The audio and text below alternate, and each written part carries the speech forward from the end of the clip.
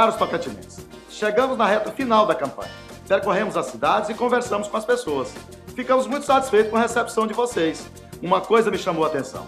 A maioria dos eleitores nos disseram que irão votar em candidatos que nunca tiveram mandato.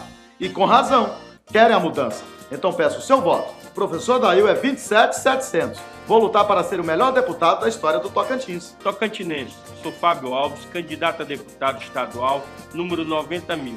Atualmente vereador em Porto Nacional, onde faço um trabalho voltado a representar o povo e não um governante. Faça do seu voto um instrumento de desenvolvimento para o nosso Tocantins. Vote Fábio Alves 90.000. Eu não prometo, eu faço. Arno 112, Aureni 4, Aureni 3, Aureni 2, Aureni 1, Taquaralto, Taquaruçu, Santa Bárbara e Taquari. Não vote na burguesia, vote Cobal, que é da periferia, 19007. Reage, Tocantins! Abamém, Auiri, Iruendi, Impedi. Olá, meus conterrâneos.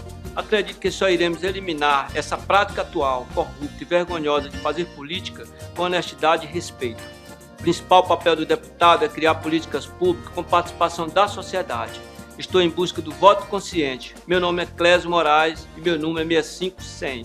O seu voto elege e derruba. Vamos limpar o nosso estado. Se os políticos não mudam, mudamos de político. Sem enganação.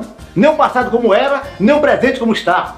65789, Braguinha Barroso, deputado estadual. Reage, Tocantins!